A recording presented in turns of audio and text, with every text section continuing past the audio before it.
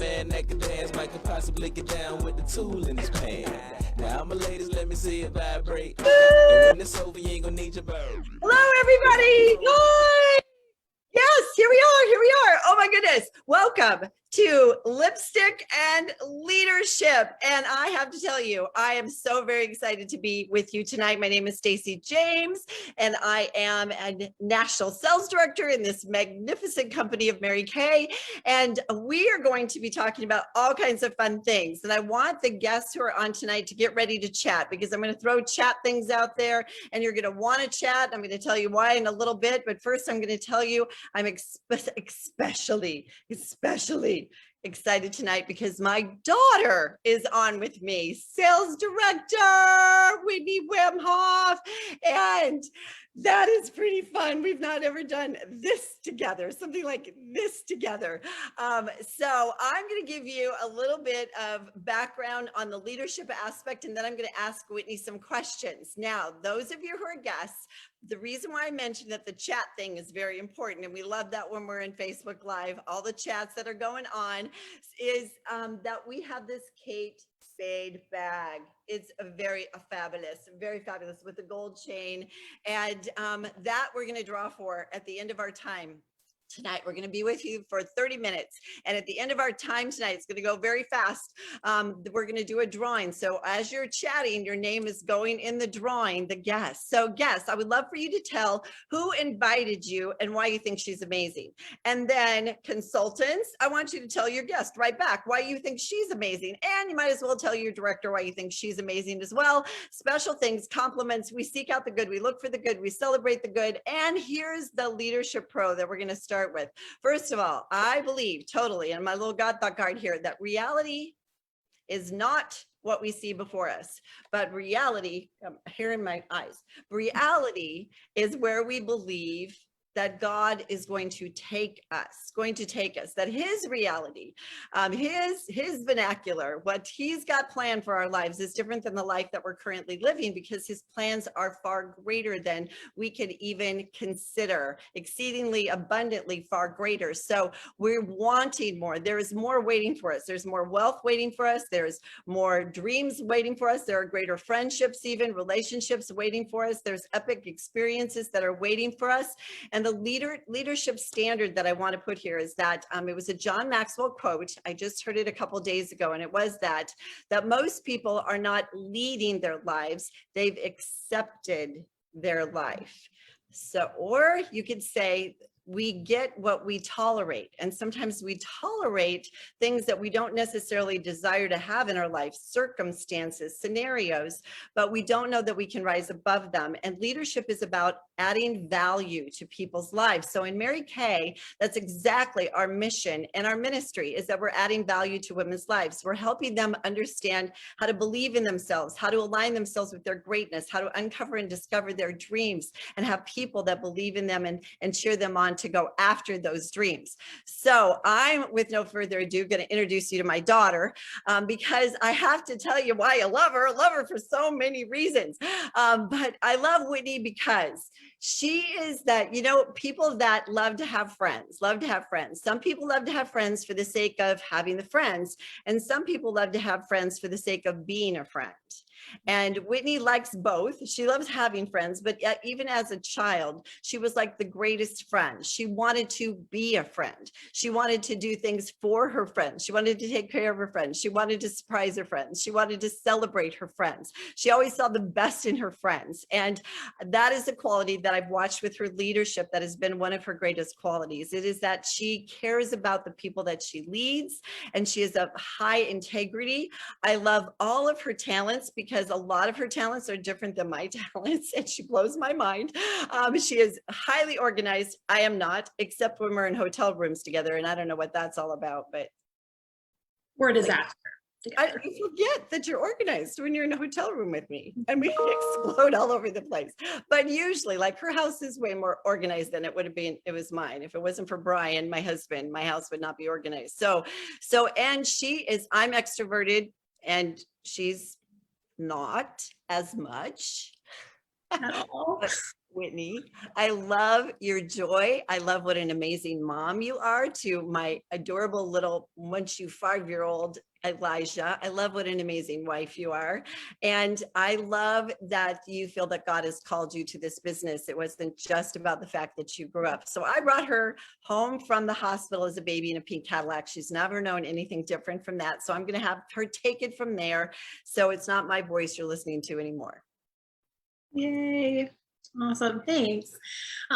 Yes, we are very different. I always explain to people, like, our hearts are the same. We have the same heart for people and connection and leadership, but personality wise, we're night and day. Like, there is really not an extroverted bone in my body. But I love that. I love that in this business, I was able to grow up seeing so many different women who are highly successful in Mary Kay that have different personalities and different backgrounds and different lifestyles. And they're all able to be successful because they got to be themselves. So I never thought, oh, I have to be like her in order to be successful, because if that was the case, I would not be here.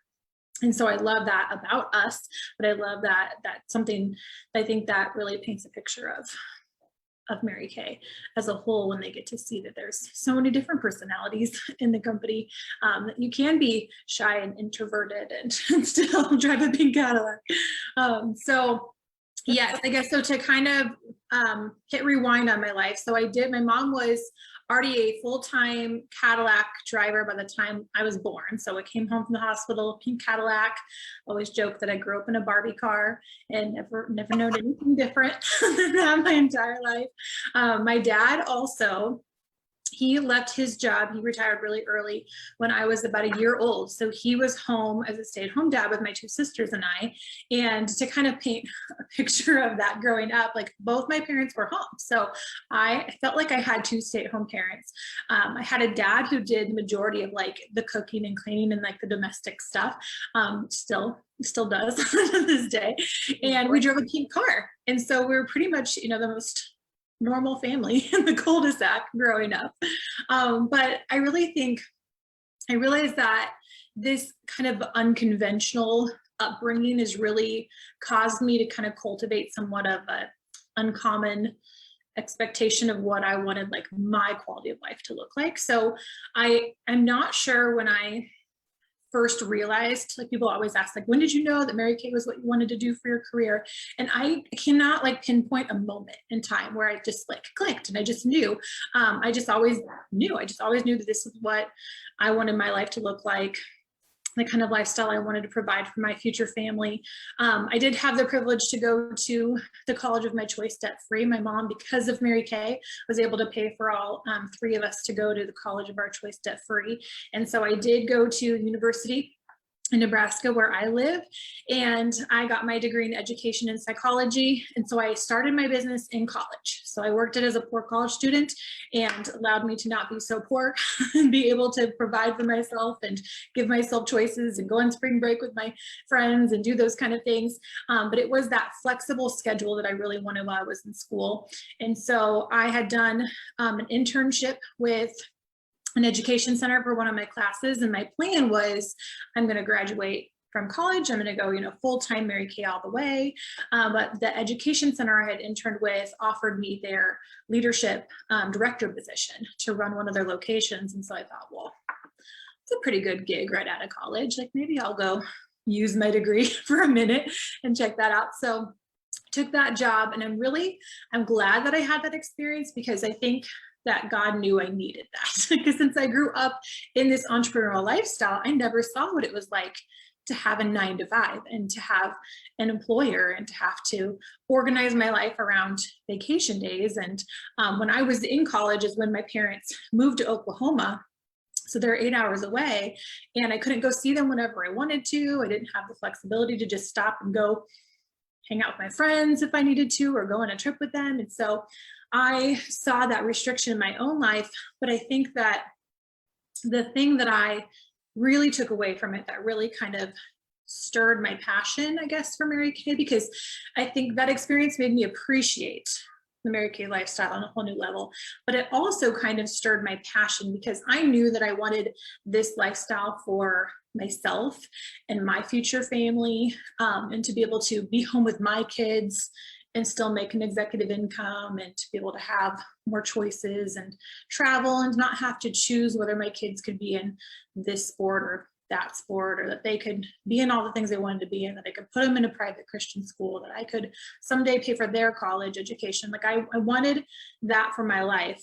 But what I hadn't really thought about until that experience at the education center was I was watching all of these parents and how stressed out the moms were. If like their kids were sick and they had to leave work, or if school was closed because of the snow, which happens a lot in Nebraska. Sometimes school's closed for like the whole week, or sometimes it's closed just because it's too cold.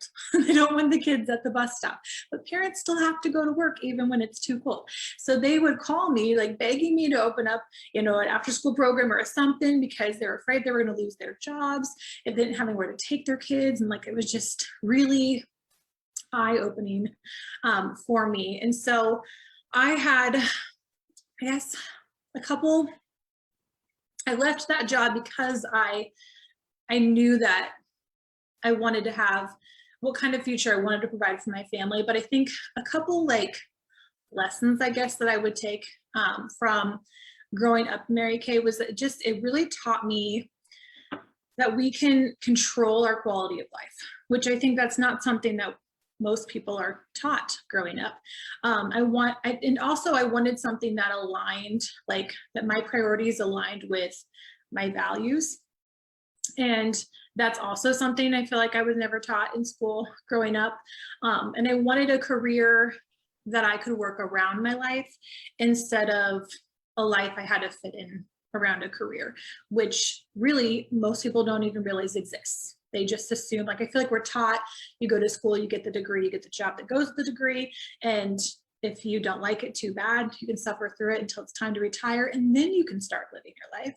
And I hate that. That just totally pulls at my heart.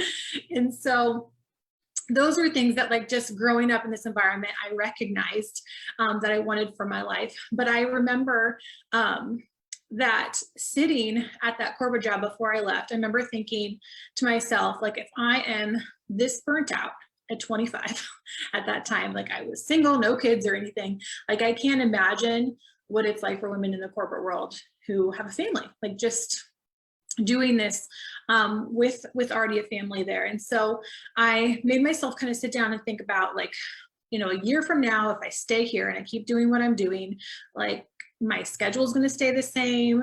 It's going to be the same amount of stress, same negative people that I was around, same income, all those things were going to be the same. Or if I decided, okay, I'm going to take my business a little bit more, not seriously, but like I was more consistent with it. Like people ask, like, well, how did that transition go from like you doing this on the side with a corporate job to like going full time? I just had someone ask me that yesterday, and I was like, well, I've always did it on the side, but it was just doing it consistently was what made the biggest difference, instead of, whenever I felt like it kind of thing. And so, but I realized, like, if I were to really kind of make this more of a priority and do it more consistently, a year from now, like I could advance up the career path. I could increase my income. I could earn a free car. There's all these options and possibilities that were available to me over here with Mary Kay that were never going to be available to me at this corporate job that I was at, that I used my degree to get. So, so I left that job, and that was 10 years ago now. I just turned 35 in March. So full-time Mary Kay for 10 years. But in that very first year of doing this full-time, I moved into the director position I'm in now, that executive level position. I earned not only my first car, I earned my first 4 cars in that year. And I had made more money in that 1 year than I had my previous 2 years combined at my corporate job. And just to give me some sprinkles on top, I earned 2 diamond rings that same year too. And so, like, that was way beyond what I even was, picturing for myself in that first year. But when I look back on that now, I'm like, where else could I do something like that? There's really not many places where you can completely, like, change not only your financial situation, but just your whole lifestyle, your choices, your options, everything that are available to you in that time frame. So that was a big one. And then I also think that, I don't know, growing up in this environment taught me like a well-rounded work ethic, if I can word it that way. Like, I feel like most kids get to watch their parents go to work, and I got to watch mine like do work, like actually do it. Like, I got to watch my mom set goals and stretch herself and throw her heart over the line for something that she really wanted. I got to see how she, you know, reacted when she reached her goals, but also at the same time, like how she would pick herself back up and keep going when she didn't. And I didn't really realize until I was an adult that most kids didn't have goal posters growing up. On their refrigerator or all over their house or on their mirrors in the bathroom. I know, like that's not a normal thing. I didn't understand that. So I think that's also really unique and uncommon because my son now has goal posters at 5. And so he puts his toys that he wants and things on there, and we set goals. But I think that that's so uncommon, but so valuable. And so without really even knowing it, I was learning how to be resilient and how to, you know, bounce back when things don't go as planned, which is again, something not taught in school. And so watching my parents, just how they, you know, my dad did a lot of the domestic stuff, but he also helped my mom a lot with her business, just in the background, or newsletters and those kind of things. And so they were a team. And so I watched how they treat each other. I watched how they communicated. So I learned so many valuable lessons just about marriage, having them both home and getting to watch that. But I got to watch him interact in a personal setting, but also like in a professional setting. And I watched how they treated other people, and, you know, just with kindness and respect, even when they didn't deserve it, like, you know, the waitress or whatever. Like, I just watched how they would conduct themselves. So I really learned how to communicate effectively, and just by watching their daily lives. And I feel like that's something that I really want my children to be able to grow up observing, because so many families today, I feel like, we're just rushing everywhere, trying to make it everywhere we need to be alive and on time. Like, that's the goal. And I got to watch my family, my parents really genuinely enjoy their life. And I think that can be rare sometimes. Some statistics that I found from Parent Magazine were a quarter of all parents admit that they spend just 34 minutes a day with their children undistracted. Like, they're not trying to do the dishes or watch TV or whatever else is going on, like just 34 minutes undistracted with their kids. And 1 in 4 parents feel like they don't get enough time with their kids. And even on the weekend, studies show that families spend about an average of 3 hours together over the 2-day period, as you factor in laundry and yard work and all the other things that life gets busy with. And so 3 hours of time actually together as a family. So on average, parents will spend over 8 hours a day at their job and then spend less than 8 hours a week with their kids. Wow. I haven't had that thought before. That's No. yeah. Well, and you know, I think a lot of the words that you're saying too, that I appreciate that you're saying, is like the word environment. So like, you guys in your chat, like, what do you think of when you think of environment? Environment has become such a gift to me as a mom, and watching the generational benefit of this company and this business, because the environment is what you talk about in your environment, and who you're exposed to, and who you surround yourself with, and how they speak into your life. And so I got to expose my children to the other women in my life in Mary Kay, the mentors that I had in my life. Jan Harris, when she would come over and take Whitney's face in her hands and talk to her and tell her someday she was going to marry her son. And she would speak loving, kind, gracious words into my daughter, and she would spill and pour into all my daughters.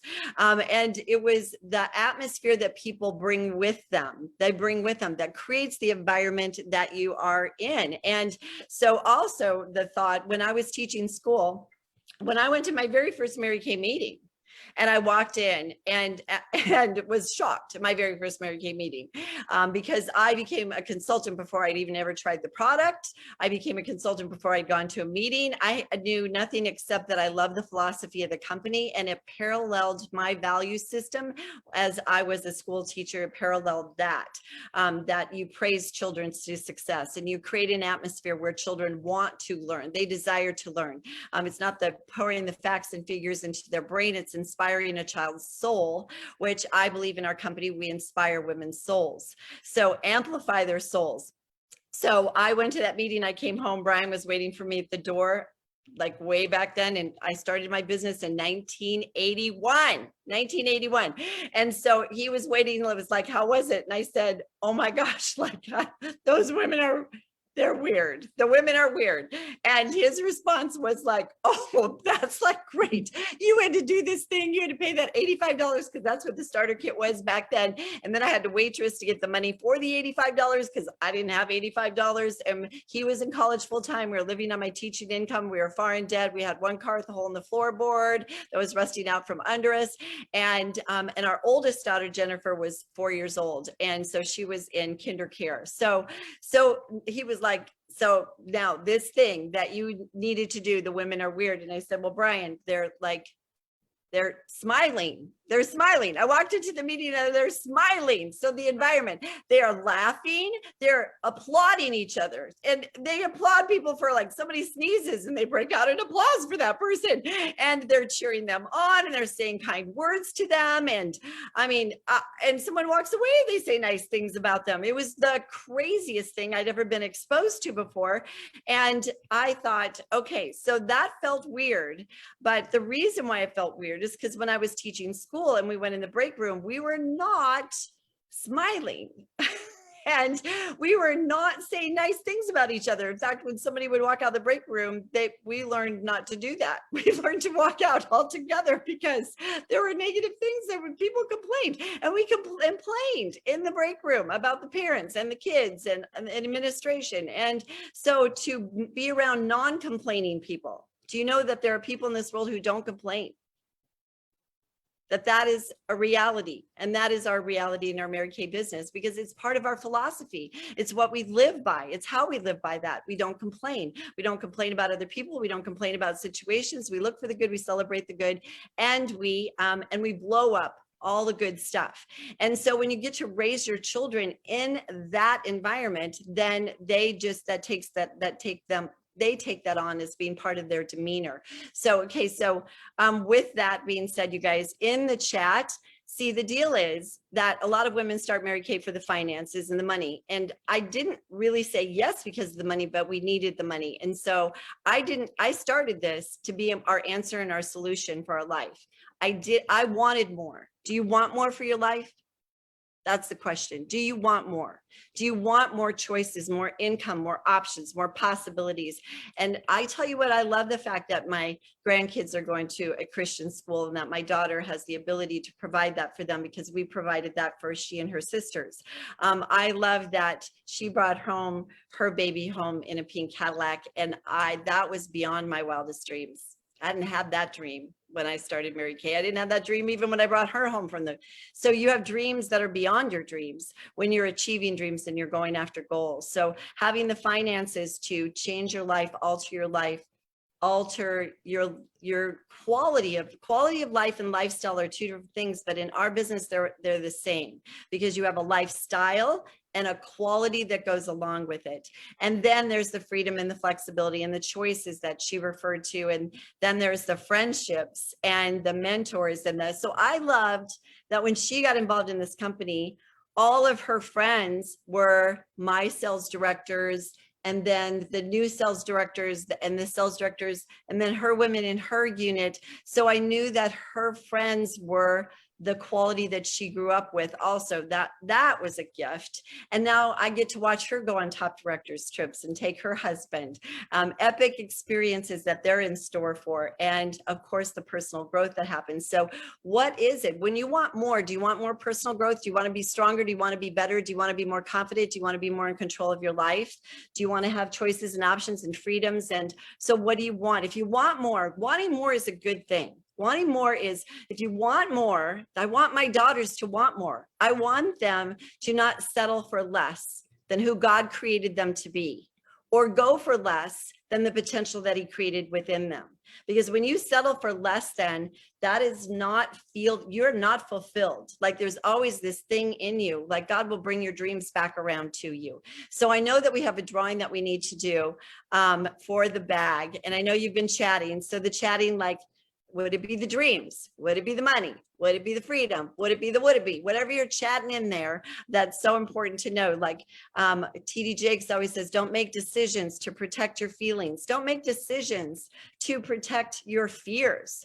Like if you're fearful to try something new, then you better try something new, because that fear is always going to be the barrier, and it's always going to keep you stuck, and it's always going to keep you operating where you're currently at. And if you keep doing what we're currently doing, we'll always keep getting the same thing, getting what we're currently getting. We want more change. Change is a good thing. Shifting, upgrading is a good thing, always and forever. So, okay. So we're going to do a drawing, but before we do that, we were talking about what story we're going to tell. I have one first, and then Whitney's got one. Okay, here's mine. I love this. When she was like 7 years old, she was sitting outside the window of my office on the ground with her friend Jordan, who is from up the street. And since Brian and I worked together, and our neighbors knew that, and Jordan said to Whitney, what is it your mom and dad do? Because my mom and dad can't figure it out. And so when somebody asks you something like I had no idea what Whitney was going to say. You never really know what your kids are going to say, especially when they're 7 years old. And she said, do you remember what you said? She said, my mom used to teach little children, and now she teaches women how to be happy. I thought that was a great interpretation. And then she said, and my dad used to be a doctor, and now he just stays home and plays doctor with my mommy. That's what she said. It was so good. Oh my gosh. So that story. And then there was another one you thought of too, Whit. What was your, oh, I've got pictures. See her? She's so adorable, sitting on my pink Cadillac when that was probably about the age you were when you had that conversation. Mm-hmm. And there was she and Mackenzie, her younger sister. They were getting worms in that bucket, I think. Gross. No? I don't know. I think you were. I think that's what you were showing me. And then when she earned her first Cadillac, I drove up from Oklahoma City to Nebraska to surprise her. So this was at the Cadillac dealership when we were picking her Cadillac, and we were sitting there. That was very fun memory. Okay, so what was it that you thought of, Whit? Well, I thought when you told me to think of a story, the first thing I guess that came to my mind was that time when I was flying I was flying back from Indiana by myself. When there wasn't Gina. Yeah. And there wasn't I was visiting my aunt, and I'm flying back, and they weren't going to have someone to take me to my connection from my flight, like on my layover. And I was like 12 or something. And I am not, as we discussed, like I'm not a super, like, I'm not the person to go like backpack and travel the world by myself. Like I need someone to hold my hand, show me where to go. Like if I've done it a few times, then I'm good. But that was definitely a scary situation for me at 12. And so so because there wasn't going to be anyone there, my mom had to really quickly figure out what to do, because there was like nobody was going to walk me from one flight to another. I was going to get off the plane and I was probably going to cry. And so she called Mary Kay Corporate, and she found a director or someone who lived in that state. And this was pre 9/11, so you could still go to St. Louis. It was St. Louis. St. Louis. So and it was Judy Duggar. Judy Duggar was the director. Yeah, but it wasn't someone that you knew, right? I knew of her because I had done a Go Give retreat there, and I had met her at the retreat. So I did. Yes, I did know her. I didn't know her really, really well, but we had met, and I knew she lived in St. Louis. Okay, so you met her once. Mm-hmm. Once. Okay. So she called the company to get this lady's number to ask her if she would go to the airport to wait for me and help me make my connection, basically. Right. Right. So, yeah. So if I throw my 2 cents in there, Go as for a it. mom, knowing how very shy she was, shy. Whitney was very shy when she was little, and my sister called me on her cell phone when Whitney was getting on the plane, because she thought that they were going to take her from her connection. So when the plane landed in St. Louis, she thought that the flight attendants were going to take her from her to her connection to the next flight that was going to fly her back to Nebraska at that point. And she didn't, when she got her up to go onto the plane is when they told her that they weren't going to do that she was 12 and that was a cutoff or something like that. I don't know. So my sister calls me as Whitney's getting on the plane. So we can't even talk to Whitney, and says there's not going to be anybody taking her to her flight. She's just going to be there on her layover, having to figure it out herself. And I am not a crier person at all, but I literally started to cry. I called NSD services and National Sales Director Services at Mary Kay, and I caught a hold of Yvette, who to this day, I'm sure she'll remember this story, because I was like crying so hard, I could hardly talk. I was so upset and so scared and so concerned. And so I got out the name Judy. Whitney's going to be, and I need to talk to her. They gave me her number. I called Judy and I said, Judy, this is Stacy James. And I need somebody to meet my daughter at the airport. They're going to not take her from her plane to where she's going. And I need somebody to be there. And she was like, Stacy, absolutely. Of course, this was like, Whitney was in the air. So it was less than an hour, like an hour flight from Indianapolis to St. Louis. And she said, I'll take my grandkids. They're with me and I'll make a sign. And she drove her pink Cadillac to the airport, and she was there when Whitney got off the plane. She was waiting for it. Whitney never met her. Whitney didn't even know this was going on. Mm-hmm. So, and she had a little sign, right? Yep. Mm-hmm. Yeah, but she took me and got me some lunch and sat and hang out with me. And I didn't think anything of it because I'm surrounded by women that I don't always know my entire life.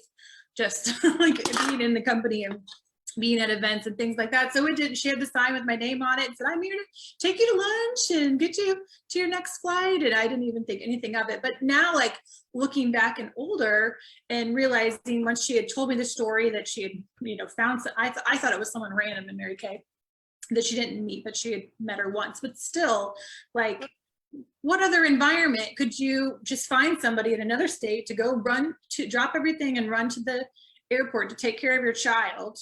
Like that was apparently before kidnapping, but it's just like, I mean, really that kind of culture where we all take care of each other. Like, it doesn't matter how well we know each other. I mean, she really could have been someone that she'd never met and we would have trusted her to come take care of Definitely. Because her. we always say that, and if your child, you tell our children, if you ever get lost, you open up Yellow Pages back then. But it would be to find a Mary Kay person. They'll take you in, they'll take care of you. Mary Kay directors will always, I mean, it is a family across the nations. And it's not just a family in the United States, it is a family in all the countries we're in, the 40 other countries. We had a friend from church that was flying to Australia, a young girl, to go to Hillsong Church, and nobody was going to meet her at the airport. And I got on the phone and called the national sales director that I knew in Sydney, Australia, and her son was there. And they met her at the plane and they took her to the church. I mean, it was the Mary Kay women that came to the aid. So anyway, I know we're over time, you guys, but the stories are rampant. We have thousands of them, but it is really a glorious company and remarkable, outstanding, nothing else like it in the universe kind of marketing plan. But the family, the organization, the environment, the choices, the opportunities, the possibilities. So if you are a guest right now and you're watching this and I'm going to have you text your consultant, and you're going to text them A, B, or C. And what it means is, C is, I loved being on. It was fun to be a part of this, but I'm a customer and I love being a customer, and I'll be a customer forever and ever and ever. That's C. And I love the product, because once you try the product and you start on the product, you stay on the product. It is extraordinary. It's not just great product, it's an extraordinary product.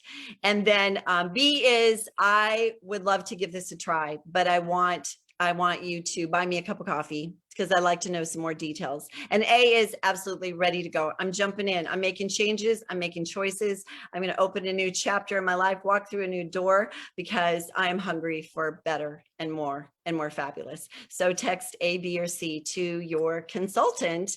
And then her director will probably follow up with you and just ask you some questions. So don't worry that they're going to follow up. They're not going to try to talk you into anything. Not going to make you do anything. They're just going to ask questions. So it counts for their consultant that you are on tonight, which we appreciate immensely. And we hope that you had something good that you took away.